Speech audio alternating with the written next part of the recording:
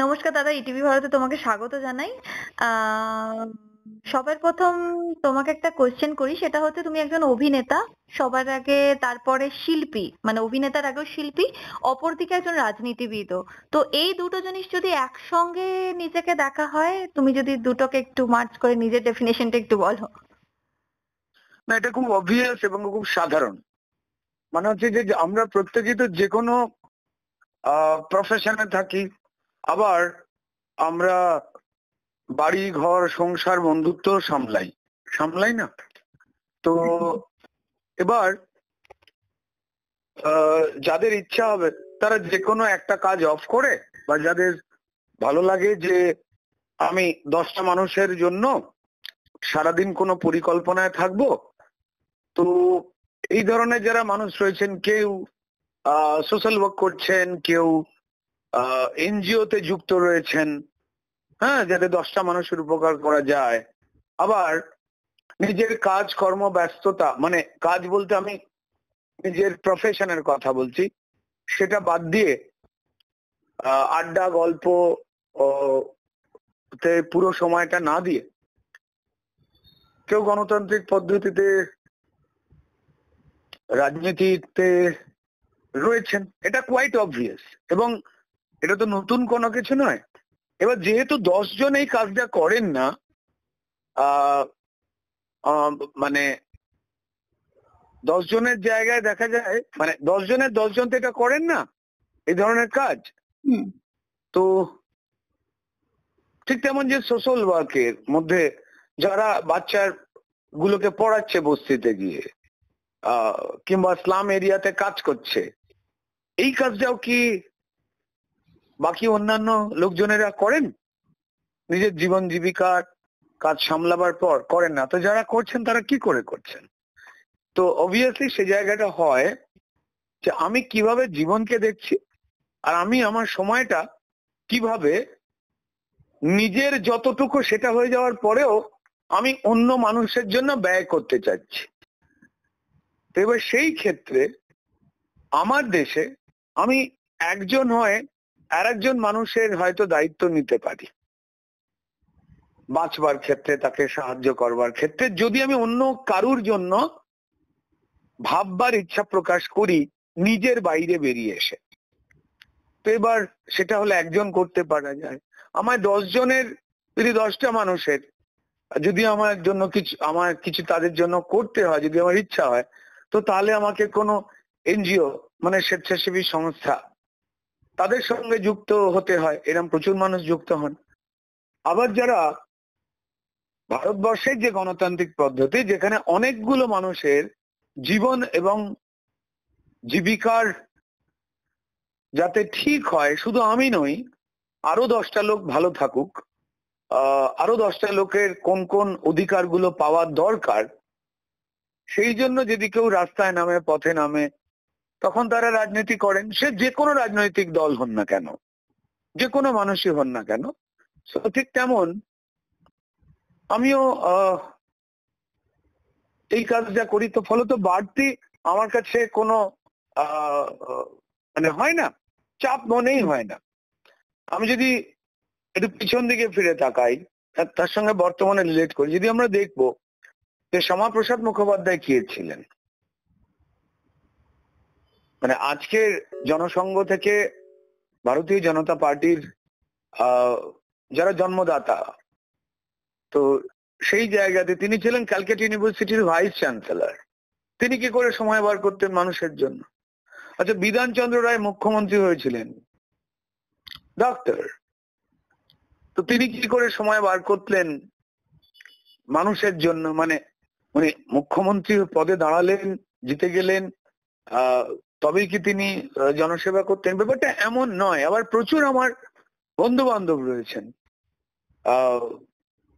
তারাও কিন্তু আলাদা আলাদা কাজ করেন। যদি আমি দেখি যে উৎপল দত্ত, সৌমিত্র চট্টোপাধ্যায়,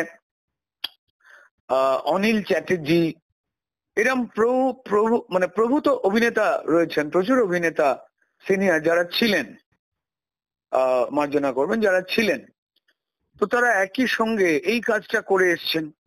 শুধুমাত্র অভিনেতা নয়, বিভিন্ন শিল্পী, তারাই কিন্তু ধরুন শাসক বিরোধী আন্দোলন, রাজনৈতিক ভাবে কোন একটি দলের টিকিট নিয়ে লড়েও ছিলেন, তারা প্রচারও করতেন, কাজও করতেন। তো এটা না, অন্তত পশ্চিমবঙ্গে বা যে কোনো ক্ষেত্রেই প্রচুর ডাক্তার রয়েছেন, ব্যবসায়ী রয়েছেন, ছাত্রছাত্রী রয়েছেন, তারা কি করে করেন? তাদের ভালোবাসা থেকে করেন, তারা বাড়তি সময় বার করে করেন। প্রচুর অধ্যাপকেরা রয়েছেন। হুম, তো ঠিক তেমনটাই আহ আমাদের মধ্যে প্রচুর বন্ধু বান্ধব রয়েছেন আহ যারা এটা করেন, সেটা যে কোনো রাজনৈতিক দলে। কেউ বামপন্থী দলে থাকতে পারে, আমার বন্ধু আছে দেবদূত ঘোষ, বাদশাহ মৈত্র, আরো অনেকে রয়েছেন। তৃণমূল দলে দেব আছেন, তিনি এমপি, রাজ চক্রবর্তী, কাঞ্চন মল্লিক, সায়নী ঘোষ, জুন মালিয়া। তো এরা তো আরো কঠিন কাজ করছেন, মানে পদ অনুযায়ী এমপি এমএলএ তাদের দায়িত্ব তো অনেক বেশি। তো যাই হোক, যারা যেটাই করছেন, তবে আমার যেটা মনে হয় যে আমি যেটাই করছি সেটা যদি অন্য 10টা মানুষের জন্য হয়, তো তাহলে আমার সমাজকে একটুখানি ভালো করে জানা উচিত, আমার দেশকে একটু জানা উচিত, নিয়ম কানুন গুলো কি একটু জানা উচিত, এবং সর্বোপরি আহ আমার জীবিকার বাইরে আরো যে প্রচুর মানুষ রয়েছেন নানান ধরনের অসুবিধা নিয়ে, তাদের একটু জানা উচিত। তো ফলত পুরো ইচ্ছাটাই হয়ে গেল যে আমি আমার টুকু বাদ দিয়ে আমি কি আর 10টা মানুষের জন্য রাস্তায় নামতে রাজি আছি? না, নেই। যারা এটা করেন না, তারা করেন না, এটা তাদের ইচ্ছা, তাদের কোনো মানে খারাপ ভাবার কোনো কারণ নেই, এটা তো তাদের ইচ্ছা, তাদের মতো করে তারা বাঁচেন। এবার যারা আমরা এটা পারি, এটা করলে আমাদের ভালো লাগে, যে কোনো রাজনৈতিক দলের ক্ষেত্রেই যারা রয়েছেন, হয়তো আমি তাদের রাজনৈতিক দল সম্পর্কে আমি কড়া সমালোচনা করব, তারাও হয়তো আমার রাজনৈতিক দল সম্পর্কে যে কোনো সমালোচনা করতেই পারেন। কিন্তু তারা আমার বিরোধী দলে থাকলেও আমি তাদের প্রত্যেককে, যারা অন্তত মাঠে নামেন, জেনে সঠিকভাবে মানুষের কথা বলেন, মিথ্যের পক্ষে দাঁড়ালে সেটা নিয়ে প্রশংসা করার কোনো কারণ নেই, বরং অবাকই হওয়ার কথা। তো ইন জেনারেল যখন কেউ পথে নামেন বা কাজ করেন, আমি তাদের শ্রদ্ধা করি, এবং তারা প্রত্যেকে অন্যান্য দুটো কাজই ব্যালেন্স করেন। যারা অফিস করেন তারা কি ঠিক করে সংসার করেন না? এরম তো নয়। তো ফলত আমার ইচ্ছা, আমরা 24 ঘন্টার মধ্যে হয়তো 7-8 ঘন্টা ঘুমোই, বাকি সময়টা বা বাকি দিনগুলো আমরা কেমন করে কাটাই? তো একটু যদি আমরা দেখি যে সময়টা কোথায় বার করব, কিভাবে বার করব, সেটা বার করে নেওয়া যায়। একটা সময় ভোট হয়, ভোটের প্রচারও চলে। তো সেই সময় যদি সিনেমা শুটিং হয়, দুটো একসঙ্গে কিভাবে ম্যানেজ করা হয়? ইলেকশনের অসুবিধা হয় যদি যেটা হয় আর কি, যদি মানে আমি এইটুকু বলবো যে আগের বছর 2024-এ যখন ভোটের প্রচারে আমার দল আমাকে স্টার ক্যাম্পেনার তৈরি করে, মানে বা স্টার ক্যাম্পেনার লিস্টে আমার নাম রেখেছিলেন, এবং স্টার ক্যাম্পেনারদের মধ্যে আমাকে সারা পশ্চিমবঙ্গে প্রচার করিয়েছিলেন। আমায় প্রার্থী করেননি, সেইবার প্রচার করিয়েছিলেন সারা পশ্চিমবঙ্গে। তো ফলত সেই সময় আমি একটু সিনেমা এসেছিল, কিন্তু ওই পার্টিকুলার টাইমের ওই সিনেমাটির ক্ষেত্রেই একবারই মাত্র আমি না বলেছি। আদারওয়াইজ অন্য কোনো সময় বলি না। হয় না, মানে কিছু কিছু সময় আসে, এবার তাদেরও কিছু করার ছিল না, ওই সময়তেই শুটিংটা করবার ছিল। তো অনেকে ডেট মিলিয়ে ওই একটা কাজই করা হয়নি, এবং তারা জানেন যে আমি কেন করতে পারিনি। কিন্তু ইন জেনারেল ডে, যেগুলো নির্বাচনের আগে নয়, মানে নির্বাচনের সময় নয়, তার আগে ডেফিনেটলি তখন তো কাজ করতে হয়, তখন তো করাই নিয়ম, হয় না? যেমন এই যে যেমন দুর্গাপুজো আসছে, প্রচুর মানুষ দুর্গাপুজোর সময় জামা কাপড় কেনার জন্য সাংঘাতিক ব্যস্ত হয়ে পড়বেন, খুব স্বাভাবিক নিয়মে। এবার মজার কথা হচ্ছে যে যখন লোকজন জামা কাপড় প্ল্যানিং করবে, তখন কিছু লোক কিন্তু কুমারটুলি থেকে ঠাকুরটা কি করে আনা হবে, কি করে প্যান্ডেলটা হবে, কি করে লোকজন ঢুকতে গেলে অসুবিধা হবে না, সেইগুলো নিয়ে যেমন তারা ভাবতে থাকেন। তাদের সারা চোখ মুখ জামা কাপড় ঘামে ভিজে থাকে।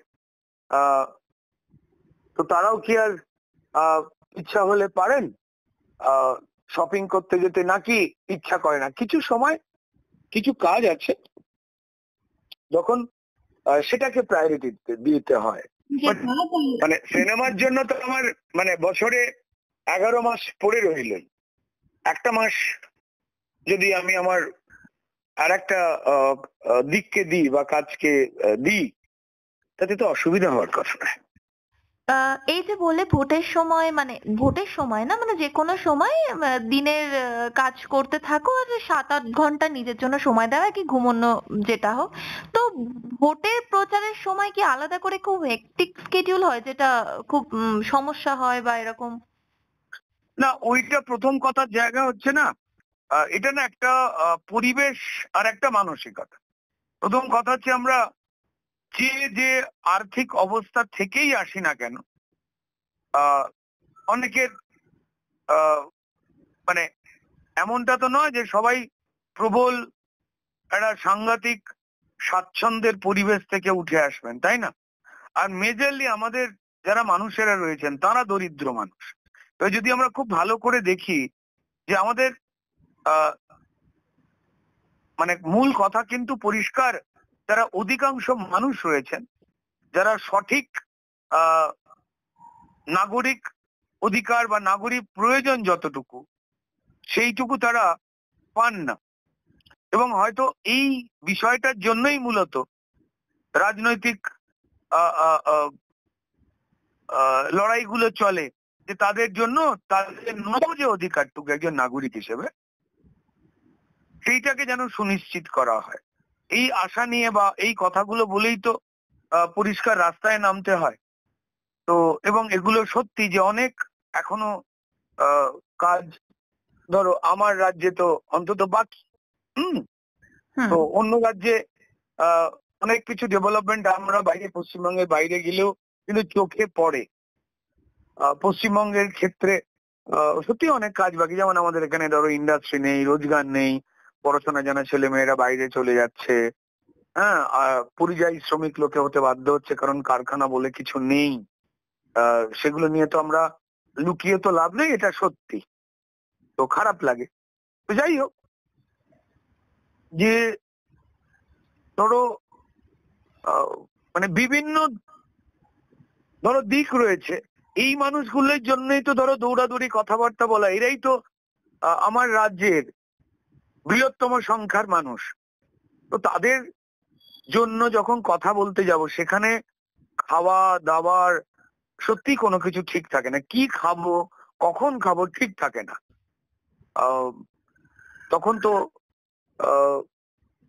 মানে ওই অসুবিধা হচ্ছে না, এটা কখনো ভাবতে নেই। আর মানে আমার ক্ষেত্রে যদি জিজ্ঞাসা করো, সেটা হচ্ছে যে ভয়ঙ্কর স্ট্রাগল লাইফ, আর 100 জনের না থাকলেও যে লাইফটা 10 জন পেরিয়ে এসেছে, তো সেই রকমই কোন একটা স্ট্রাগল লাইফ করে আমার বড় হওয়া। তো মানে আমার অসুবিধাই হয় না, মানে ওই মানে একটা রুটি আর একটু মুড়ি হলেই তখন পরিষ্কার মনে হয় যে এটাই খাই, কেন এর জায়গায় অন্য কিছু পেলাম না। অন্য কিছু পেলে হয়তো ভালো লাগতো, কিন্তু কখনো কমপ্লেন আসে না, কারণ আমি যে লোকগুলোর জন্য কথা বলছি, যে লোকগুলোর আরেকটুখানি ডেভেলপমেন্ট হোক, তাদের রাস্তাটা হোক, তাদের একটু পাকা বাড়িটা হোক, তাদের একটু আহ জিনিসপত্রের দামটা কমুক, তাদের একটু রোজগার বাড়ুক, যখন ভাবছি তারাও তো এই খাবারটাই খাচ্ছে রোজ, ফলত অসুবিধা হয় না।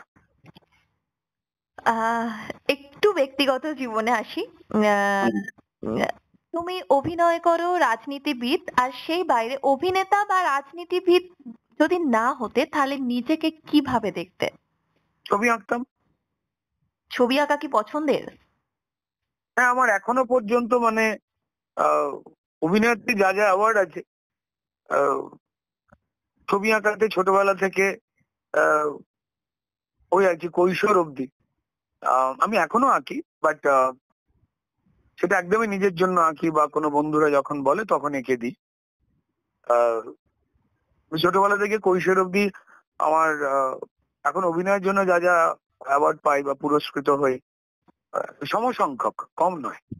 তো ফলত বেসিক্যালি আমার ছবি আঁকতে আঁকতেই কিন্তু মানুষের চেহারা আঁকা, এবং সেখান থেকেই মানুষের স্বভাবের ওপরে আকর্ষণ তৈরি হওয়া, এবং বুঝতে পারা যে পৃথিবীর একমাত্র জীব মানুষ যা অন্য কোনো জীব পারে না সেটা পারে, আর সেটা হলো আহ, মিথ্যে বলা।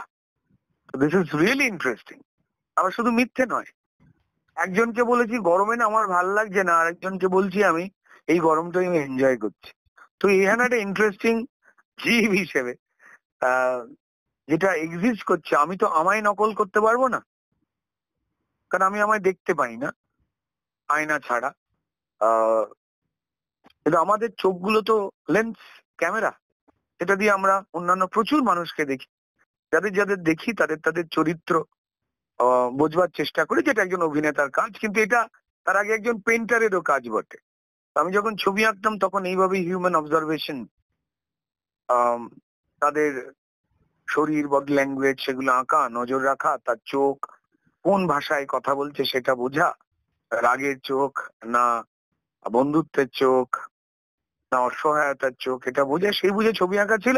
এবং মানুষের উপরে ওই আকর্ষণ তৈরি হওয়া, তারপরেই ছবি আঁকতে আঁকতেই আমার একসঙ্গে থিয়েটারে আসা, আর এমন এমন কাজগুলোর সঙ্গে যুক্ত হওয়া, সেটা ছাত্র রাজনীতি থেকে শুরু করে সবটাই, যেখানে কিন্তু ওই মানুষকে নিয়েই চলা।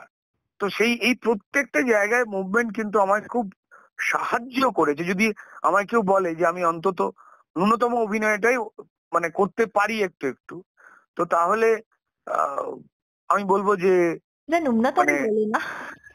তারপরে ইট ডিপেন্ডস না, মানে হয়টা কি, ধরো তুমি কাঁচা লঙ্কা খেলে ঝাল লাগবে, কিন্তু টিয়া পাখি এক পা তুলে একটা কাঁচা লঙ্কাকে ধরে কটকট করে খেয়ে ফেলে। তো ফলত কার কাছে কোনটা ভালো সেটা তো জানি না। মানে I am trying to be an actor completely. এবার সেই লড়াইতে আমরা অনেকেই আছি। এবার ধরো যারা এটা চর্চা করেন না, তাদের কাছে হয়তো আহ, একটু বাড়তি বেশি ভালো লাগে, আর যারা চর্চা করেন তারা পরিষ্কার, আমরা আলোচনা করি আরেকটু বেটার কি করে করা যায়, হয়নি ঠিকঠাক। তো সেই অতৃপ্তির জায়গা যে কোনো শিল্পীরই হয়তো থাকে, আরো ভালো করা যেতে পারে।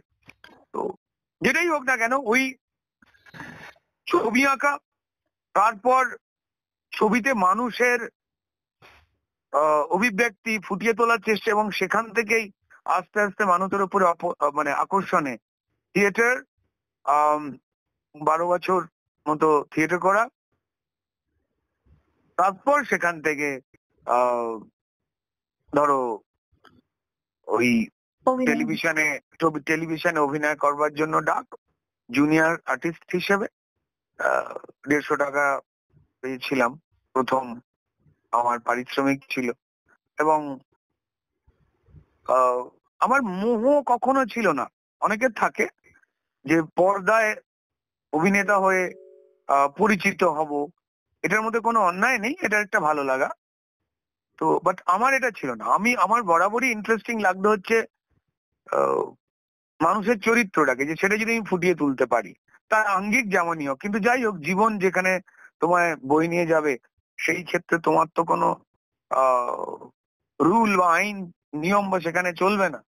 তো ওই জুনিয়র আর্টিস্টের চরিত্র করা, তারপর সেখান থেকে 6 মাস পর, আচ্ছা আপনি ওইটা করেছিলেন না, একবার আসুন তো, 2 লাইন থেকে 2 পাতা, 2 পাতা থেকে 20 পাতা, তারপর সেখান থেকে 2-3 মাস অন্তর একটা কাজের ডাক, তারপর আস্তে আস্তে 2 মাসে একটা কাজ, তারপর টেলিভিশন সিরিয়াল, সেখান থেকে অ্যাঙ্কারিং, সেখান থেকে টেলিফিল্ম, আর তারপর সেখান থেকে আস্তে আস্তে সিনেমার অভিনয়তে ডাক আসা। অ্যান্ড লাস্ট ধরো আমার রিলিজ এই ধূমকেতু, এই আর কি। কেরিয়ারটা শুরুই আর কি মানে একদম স্ট্রাগল লাইফ যেটা বললে আর কি 150 টাকা দেখো, স্ট্রাগল সবার থাকে, প্রত্যেকটা মানুষেরই স্ট্রাগল থাকে, কেউ বলতে পারেন কেউ পারেন না। শুরুটা কিভাবে হয়েছিল? স্ট্রাগলের শুরু তো প্রথম থেকেই, মানে পড়াশোনায় ভালো ছিলাম, বাবা মা শিক্ষক ছিলেন, তারা আমার অভিনয় যোগ্যতা, রিসাইটেশন করার ক্ষমতা, আহ, ছবি আঁকা, এগুলোতে এনকারেজ করতেন। কিন্তু এটাকে প্রফেশন করা, সেটার মধ্যে তো সত্যিই ঝুঁকি থাকে, অনিশ্চয়তা। তো তারপর আমি থাকতাম হাওড়া। এবার হাওড়া থেকে কলকাতা আসা আজকে যতটা সহজ, 15 মিনিটে চলে আসা যায় গঙ্গার এপার ওপার, তখন তো সেই সুবিধা ছিল না। তো ফলত প্রায় হাওড়া ব্রিজ দিয়ে ঘুরে আসতে হতো। আমার বাড়ি থেকে প্রায় 2 থেকে 2.5 ঘন্টা আসতো রবীন্দ্র সদনে কোনো নাটক দেখতে বা থিয়েটার দেখতে আসতে। তো কঠিন ছিলই। বাবা মায়ের আমার আহ, কাজগুলোর ওপরে ভরসা ছিল, যেগুলো আমি ভালো পারি, কিন্তু এটাকে যে প্রফেশন করব সত্যি তো ঝুঁকি। ফ্যামিলির কেউ নেই, পরিচিত কেউ নেই। তারপর মফস্বলের ছেলে মেয়েদের, শহরের ছেলে মেয়েদের সঙ্গে স্মার্টনেস, লড়াই, কথাবার্তা বলা, অনেক আহ, মানে আবেগকে বাদ দিয়ে শুধুমাত্র লজিক নিয়ে চলা, কি পেলাম কি পেলাম না সেই হিসেবগুলো করা, সেটা কি একটা মফস্বলে ছেলে করতে পারবে? তো মানে একটু পিছিয়ে যেতে হবে 20 বছর। আহ, যদি আগে পিছিয়ে যাই, তখন তো সমাজটা এরম হয়নি। মানে ইন্টারনেটের যুগে আহ, যখন আমরা গুগল সভ্যতায় পা রেখেছি, মানে বঞ্চিগ্রামের মতোই ইনস্টাগ্রাম চলে এসেছে আমাদের জীবনে, নন্দীগ্রামের মতোই। আমরা তো ভাবিনি এরকম গ্রাম বলে একটা গ্রাম পাবো, তাই না? তো সেগুলো অলিক ছিল। তখন ওই পরিষ্কার বাড়িতে একটাই ল্যান্ডলাইন ছিল, মানে আহ, মানে কেউ ফোন করলে আহ, একটা বাড়িতে 5টা লোকের জন্য একটাই ফোন ছিল, কিংবা এরমও ছিল পাড়ায় একটা ফোন। আর যার কাছে, যার বাড়িতে ল্যান্ডলাইন থাকতো, সে হাজার দুষ্টু লোক হলেও লোকে প্রয়োজনীয়তা মেটাতে বলতো তার মতো মানুষ হয় না। তো ধরো ওই সময়টাকে পেরিয়ে তো আসা, তারপর আস্তে আস্তে ধরো অ্যান্ড্রয়েড সভ্যতায় আসা, তারপর আমাদের মনে হয় যে অনেকগুলো জিনিস সহজ। ওই পার্টিকুলার সময়টাতে তো বড় হবা, যখন পাড়াতে বিকালবেলা হলেই লোডশেডিং হতো আর গরমকালে সবাই রাস্তায় বেরিয়ে আসতো হাত পাখা নিয়ে, আর সন্ধ্যেবেলা কিছু কয়েক ঘন্টা পর কারেন্ট এলে সারা পাড়া হো করে চিৎকার করে করে উঠতো এসেছে বলে। তো সেই সময়টার আজকের সময়টা তো এক নয়। এখন যেমন আমাদের ছেলেমেয়েরা তারা অভিনয় করতে পারে কি পারে না, তাদের নিজেদের কাছে কিন্তু ক্যামেরাম্যানের মতো একটা ক্যামেরা আছে, মোবাইল। সে সেখানেই নিজের অডিশন তৈরি করে মানুষকে পাঠাতে পারে। কেমন, তখন অত স্টুডিও ছিল না ছবি তোলবার। তো যাই হোক, সময়ের সঙ্গে সঙ্গে কিছু সুবিধে অসুবিধে আসবে যাবে, সেটা অন্য ব্যাপার। তো তাই আর কি, ওখান থেকে আসতে সময় লাগতো। অ্যান্ড তারপর ওই বিভিন্ন লোকজনের সঙ্গে যোগাযোগ করা, মানে আহ, যোগাযোগ মেজারলি আমার থিয়েটারে হয়েছিল। তারপর সেখান থেকে একজন অ্যাসিস্ট্যান্ট ডিরেক্টর, তিনি ওই জুনিয়র আর্টিস্ট চরিত্রের জন্য ওই কয়েক 2 লাইন মতো ডায়লগ বলবার জন্য আমায় ডাকলেন, আমায় পয়সা দেবে বললেন। তো গেলাম, 2 লাইনের ডায়লগ 150 টাকা। কিন্তু ওই 2 লাইনের ডায়লগটাই আজকে রুদ্রনীল ঘোষকে রুদ্রনীল ঘোষ বানিয়েছে। সো অ্যান্ড তারপর যেটা হয়, যখন টুকটুক করে কাজ পেতে শুরু করি, তখন কলকাতায় বাড়ি ভাড়া খুঁজবার চেষ্টা করি। অনেক ভাড়া, কি করে চলবো? বাড়ি থেকে যেহেতু আমি কোনো টাকা পয়সা নিতাম না, কারণ বাড়ির লোকের আমার শৈল্পিক বিষয়গুলোকে নিয়ে আস্থা ছিল, কিন্তু এটা জীবিকা করবার ক্ষেত্রে একদম মধ্যবিত্ত বাবা মায়ের যে চিন্তাগুলো হয় তাদের ছেলে মেয়েদের, তারা বাধা দিতে চান না। যদি পাচ্ছে কষ্ট পায়, যদি না টিকতে পারে, এটা খুব কঠিন জায়গা, সেই ভেবে তারা একটুখানি অসন্তুষ্ট থাকতেন, বুঝতে পারতাম। তো তো তারপর আমি আজকে রাজ চক্রবর্তী আহ আরো কয়েকজন বন্ধু নিয়ে বাড়ি ভাড়ায় থাকতাম। সেটা এই টলিগঞ্জের কাছেই গাছতলায় সীতারাম রোড বলে একটি জায়গায়। সেখানে সেইভাবে রোজগারে কর্তা বলতে আমিই ছিলাম। আর রোজগার মানে হচ্ছে আমার ওই সারা মাসে হয়তো 5 দিন কাজ থাকতো। আহ, তো এবার সেই সময় অধিকাংশরাই স্ট্রাগল করছে। কেউ সিনেমাটোগ্রাফার হতে এসছে, মানে ক্যামেরাম্যান হতে এসছে, কেউ আহ গান নিয়ে, কেউ নাচ নিয়ে, কেউ অভিনয় নিয়ে, তো বিভিন্ন রকম। আমরা ধরনের থাকতাম একটা বাড়িতে, ঘুম থেকে উঠতাম 11:30টার সময়, কারণ সকালবেলা উঠলে খিদে পেয়ে যেত। সকাল সকাল উঠলে আবার ব্রেকফাস্টের খরচ প্লাস লাঞ্চের খরচ, ওই পয়সাটা আমাদের ছিল না। আমরা যে যখনই রোজগার করেছি, যদি কেউ 1 টাকাও রোজগার করতাম, তো তখন মনে হতো এই 1 টাকাটা বেসিক্যালি আমাদের 4 জনের, মানে ভাগ করে খেতে হবে। আর বহু রাস্তা আর কি হেঁটে হেঁটে আমরা যেতাম, কারণ অটো ভাড়া বাঁচাতে হতো, জলমুড়ি খেয়ে কেটে যেত সময়। তো ব্যাস, এগুলো পার্ট অফ লাইফ আমার মনে হয়। হুম, অনেকেই করেছেন, কেউ বলতে অস্বস্তি বোধ করেন, হয়তো বলেন না, কিন্তু that was the most happiest moment, এইটা বলতে পারি। আমি রাজ, আমরা যখন স্ট্রাগল লাইফটা কাটিয়েছি ওই সময়টাতে, যখন আমাকে মানে প্রায় এক কথায় অপমানই করা হতো। গায়ের রং কালো, আমার হাইট 5.5 ফুট, এই চেহারা নিয়ে, এই রং নিয়ে, এই উচ্চতা নিয়ে নাকি অভিনয় করা যায় না, পাত্তাই পাওয়া যাবে না। ওটা ঘটেছে, সাধারণ ধারণা থাকে আর কি। না ধারণা নয়, ঘটেছে, কোনো ধারণা নয়, যথেষ্ট অসম্মান ঘটেছে এটাকে নিয়ে। শুটিং ফ্লোরেই ঘটেছে। লোকজন ফর্সা লম্বা দেখতে অভিনেতারা এলে তাদের বিরাট সম্মান করত, পাত্তা দিত। আর যারা ওই অমনটা নয়, তাদের সঙ্গে মানে খুব একটা মিষ্টি ব্যবহার কেউ করতো না, যদি না তিনি কোনো কানেকশনে আসতেন বা তার চেনা জানা কোনো মহান ব্যক্তিরা তাকে পাঠাতেন এই দারুণ কাজ করে দেখে নেওয়া বলে। না হলে এই ধরনের বিহেভিয়ার তো ছিল। দেখো, এটা কেউ ইচ্ছা করে করতো না। এটা আমার নিজের মনে হচ্ছে এক একটা করে সময়, এক একটা করে অভিব্যক্তি তোলে, এক একটা ইন্ডাস্ট্রি এক একটা ধরনের চলে। আগে তেমনটা ছিল না, যখন ব্ল্যাক অ্যান্ড হোয়াইট সময় ছিল, তো মধ্যিখানে ঠিক আছে হয়েছিল, যারা গায়ের রং ফর্সা তাদের অভিনেতা মনে করা হবে, লম্বা হলে তো আরো বেশি। এই সবগুলো ছিল আগে। আমার মনে হয় this is part of life, এটা জীবনের একটা অংশ। যারা সেদিন অসম্মান করেছিলেন, তারা এখন হাসি মুখে গদগদ হয়ে কথা বলেন। এটাই হয়তো জীবন।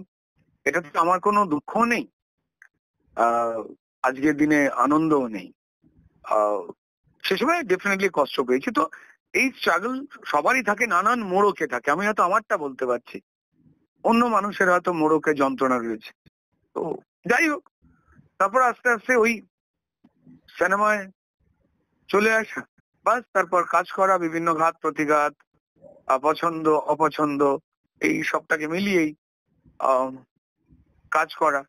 মোস্ট অফ দা, আমার নিজের একটা বড় জিনিস মনে হয় যে আমি 10টা কাজ করে পরিষ্কার শুধুই রোজগার করে যাব, নাকি 5টা কাজ করে রোজগার একটু হয়তো কম হবে, কিন্তু এমন কাজটা করব যাতে 5টা কাজের মধ্যে 3টে কাজে মানুষ প্রশংসা করে।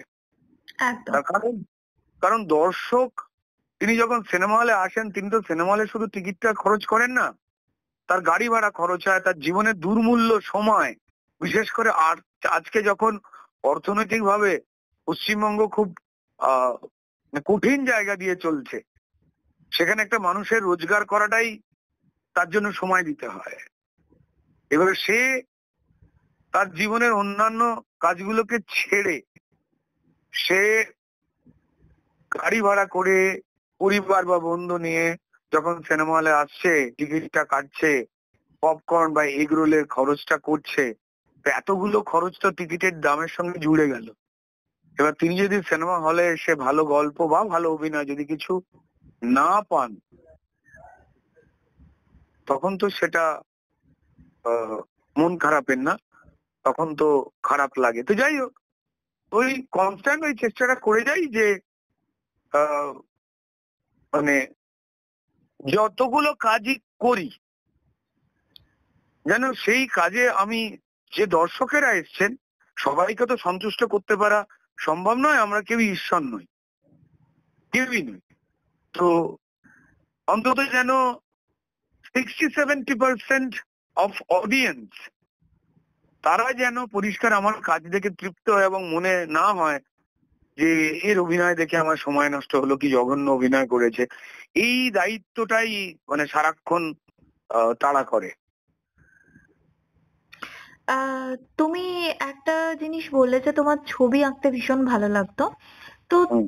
ছবি আঁকার বাইরে ছবি এখনো তো আঁকি। হ্যাঁ, মানে যদি অভিনেতা রাজনীতিবিদ ছবি আঁকতে আমি এটা যাচ্ছি না। আমি আরেকটা বিষয় বলছি, তোমাকে বেশিরভাগ সিনেমাতেই দেখা যায় কি কমেডি চরিত্রে। তো ওই চরিত্র কি ভালো লাগে? ব্যক্তিগতভাবে আমিও ভীষণ ফ্যান। তো না, এবার অঙ্কটা কোথায় হয় সেটা হচ্ছে যে মানে I am the luckiest one, আমি বলতে পারি যে আমি কমেডি এবং সিরিয়াস এই দুটো কাজ সমসংখ্যায় এবং একই সঙ্গে করবার সুযোগ পাই, এবং আমার এই দু ধরনের কাজেরই সমান দর্শক রয়েছে। তো ফলত যেটা এটা ঈশ্বরের আশীর্বাদ ছাড়া আহ, এটা সম্ভব নয়। মানে আমি যখন চ্যাপলিন করছি, আমি যখন ভিঞ্চিদা করছি, আমি যখন রিফিউজির ভিলেন হচ্ছি, তখন পরিষ্কার মানুষ বিস্মিত হয়ে যাচ্ছে। আবার যখন এই ধূমকেতুর যোগেশ চরিত্র করলাম, যেটা নিয়ে এখন বহু মানুষ কথা বলছেন, এই চরিত্রটাকে নিয়ে তাদের পছন্দ হয়েছে, আমি কৃতজ্ঞ। It's a different character. আবার আমি যখন লাভ এক্সপ্রেস করছি কিংবা বিবাহ অভিযান করছি কিংবা অন্য কোনো একটা কমেডি চরিত্র করলাম, সেটা মানুষকে টাচ করছে। তো এটা সচরাচর খুব একটা ঘটে না। তো আমি লাকি যে অন্তত আহ, সেটা আমি নেগেটিভ চরিত্র বা মানে লাকিয়েস্ট ওয়ান। মানে আমার বাড়িতে যেমন বেস্ট অ্যাক্টর অ্যাওয়ার্ড রয়েছে, ঠিক তেমনই best actor in a comic role, best actor in a negative role, best actor in a supporting role, সব ধরনের পুরস্কার মানুষ এবং আহ, মানে মানুষজন তুলে দিয়েছেন। তো দিস ইজ আমার কাছে দেখো, অ্যাক্টর মানে সেটা হচ্ছে যে তুমি যে কোনো কাজের জন্যই পরিষ্কার তৈরি। হ্যাঁ, আমি অজয় দেবগানের সঙ্গে যে ফিল্মটি করে এলাম, সেই ফিল্ম তো সেখানে I did the negative role, Gajraj Rao এবং আমি ময়দান ফিল্মে, যেখানে অজয় দেবগান প্রোটাগনিস্ট, সেখানে আমরা দুজন অ্যান্টাগনিস্ট, মানে সোজা সহজ কথায় বলতে গেলে ভিলেন। সো সেখানে তো ধরো সর্বভারতীয় প্রশংসা, মানে অজয় দেবগান স্যার বা গজরাজ স্যারের সঙ্গে ভারতবর্ষের সমস্ত বড় বড় ফিল্ম ক্রিটিকরা তারা আমার করেছেন। সো ইট ডাজন্ট মিন যে কোনটা নেগেটিভ, কোনটা কমেডি, কোনটা সিরিয়াস, কোনটা রোমান্টিক, কোনটা অদ্ভুত। সো ফার্স্ট অফ অল আমি আমার দর্শকের সময় নষ্ট করছি না। এবার দর্শক কোন ধরনের গল্প দেখতে ভালোবাসবেন, আমার কোন ধরনের চরিত্র ভালোবাসবেন, এটা একান্তই তাদের অধিকারের ব্যাপার। তো ডেফিনেটলি যার যেটা ভালো লাগে, যে যখন যেটা ভালো লাগাতে চায়, সেটা একদম সেই দর্শকের ব্যাপার, এবং তাদের উপরে ডেফিনেটলি আমি আমার কৃতজ্ঞতা শেষ নেই। সম্প্রতি তুমি একটা পোস্ট করেছিলে ফেসবুকে যে তুমি সাংবাদিকতার কোন একটা চ্যানেল দিয়ে, মিডিয়া চ্যানেল দিয়ে তুমি তোমার আমি ইটিভি নিউজে কাজ করতাম। তো কেরিয়ার কি হঠাৎ করে সুইচ করা কি মনে হলো যে মানে সাংবাদিকতা দিয়েই তো শুরু করেছিলে? না না, আমার খুব ইন্টারেস্টিং কাজ ছিল। সেটা ছিল আমি যখন কলকাতাতে পরীক্ষা স্ট্রাগল লাইফ আমার কাটছে থিয়েটার নিয়ে, সেই সময়তে পরিষ্কার আমি আমি তোমায় বললাম যে আমি ছবি আঁকতাম। হুম। সো আমি স্পেশাল এফেক্টস অ্যান্ড অ্যানিমেশনের উপরে কাজ করতাম। সো নিউজের ক্ষেত্রে একটা গুরুত্বপূর্ণ মানে একদম। টেলিভিশন নিউজের ক্ষেত্রে একটা গুরুত্বপূর্ণ বিষয় হচ্ছে গ্রাফিক্স। তো আমি সেই কাজটা করতাম, তার সঙ্গে সঙ্গে আমায় ভয়েস ওভার করতে হতো, আর স্ক্রিপ্টিং এরও প্রচুর কাজ করতাম। অর্থাৎ যেহেতু প্রিন্ট মিডিয়ায় সাংবাদিকতার ধরন, লেখার ধরন মানুষকে কমিউনিকেট করবার জন্য আলাদা, একদম। আর অডিও ভিজুয়ালেতে যখন আমরা সেই ঘটনাটা অলরেডি দেখতেই পাচ্ছি, তখন আবার ভয়েস ওভারে বা স্ক্রিপ্টে মানে যখন আমি লিখছি তখন ওই কথাগুলো পাল্টে যায়। মানে আমি যদি ধরো কোন একটা খবরের কাগজে যেখানে আমাকে ভিজুয়াল চোখের সামনে ভাসিয়ে তুলতে হয়, কারণ সবকটি খবরই যে কাগজে বেরোয় তার সবকটা তো ছবি পাওয়া যায় না, তাই না? কয়েকটা মূল ঘটনার ছবি দেওয়া থাকে একটা মোমেন্টে, কিন্তু যখন মানুষকে ডেসক্রাইব করতে হয় তখন লেখাটাকে জীবন্ত করে তুলতে হয়। এটা ভয়ঙ্কর কঠিন এক দায়িত্ব সাংবাদিকদের। এখানে যদি কোনো অ্যাক্সিডেন্ট হয় তখন তাকে হয়তো পরিষ্কার লিখতেই হয় যে এখনো পর্যন্ত রাস্তার ধারে চাপ চাপ রক্তের দাগ। অর্থাৎ আমি মানুষকে ভিজুয়ালি তাকে আমি ওটা দেখাতে সাহায্য করছি আমার লেখনির মাধ্যমে, তাই না? কিন্তু যখন আমি অডিও ভিজুয়ালে চলে যাব, আমি যখনই পরিষ্কার সেই দাগটা দেখতে পাবো, তখন আর আমার লেখাতে বা যখন অ্যাঙ্কার বলবেন যে তখন পরিষ্কার বলবে যে এখনো রক্তের দাগ স্পষ্ট, তখন আর তাকে চাপ চাপ বলে ভয়াবহতাটা প্রকাশ করাবার লেখনে দিয়ে দরকার নেই, তাই না? তো যাই হোক, সেইরকম পরিষ্কার কিছু দায়িত্ব আমায় নিতে হতো। তো এটা খুব 3 ধরনের কাজ করতাম, গ্রাফিক্স এর, ভয়েস ওভার, আর কিছু জিনিস স্ক্রিপ্টিং এর ক্ষেত্রে, নিউজ স্ক্রিপ্টিং এর ক্ষেত্রে। তো বাস এই কাজ করতাম। আর আমি কাজ করতাম চৌরঙ্গীর অফিসে। সেই সময় আজকে বিভিন্ন চ্যানেলে যারা বড় বড় সাংবাদিক, অ্যাঙ্কার বা এডিটর বা ডেপুটি এডিটর হয়ে যারা বসে রয়েছেন নিউজ চ্যানেলে, তাদের অধিকাংশই হয় আমার সহকর্মী ছিলেন, আর নয় আমার সিনিয়র ছিলেন নিউজে। একদম। এবার না আমি একটা কথাতে একদম অ্যান্সারের আমি কথা জিজ্ঞাসা করব, সেটা হচ্ছে পরিবারে কে কে আছে? পরিবারে আমি আছি, আর খান 50 পায়রা আছে, দুটো বুলবুলি আছে, দুটো কাঠবেড়ালি আছে। তারা বাড়ি ফিরে যায়, আবার সকাল থেকে আমার সঙ্গে দেখা করতে আসে, খাওয়া দাওয়া করে, এই আর কি। ভবিষ্যৎ পরিকল্পনা? না, আমি তো খুব একটা বেশি পরিকল্পনা করি না, জাস্ট ওই একটাই পরিকল্পনা জাস্ট করি যে অভিনয়ের ক্ষেত্রে যে আরো ভালো ভালো বা আরো কঠিন কঠিন চরিত্রে অভিনয় করে। ব্যক্তিগত জীবন বল। ব্যক্তিগত জীবনে পরিকল্পনা, ব্যক্তিগত জীবনে মানে ঝুট ঝামেলার অশান্তি চাই না, এই আর কি।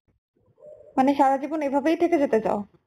হ্যাঁ, মানে ঝুট ঝামেলার অশান্তি ছাড়া আমার ফুরফুরে থাকতে ভালো লাগে, নিজের মতো থাকতে ভালো লাগে, এটা। আর ব্যক্তিগত জীবন মানে তো শুধু বিয়ে নয়। না, একদম না, তবে ওটাও একটা জীবনের পার্ট। হ্যাঁ, এবার যদি সেই বিষয়ে জিজ্ঞেস করো, ঠিক আছে, ঠিক যেমন ওই আপনার বাড়িতে কি বাথটব আছে, এই ধরনের প্রশ্ন এটা।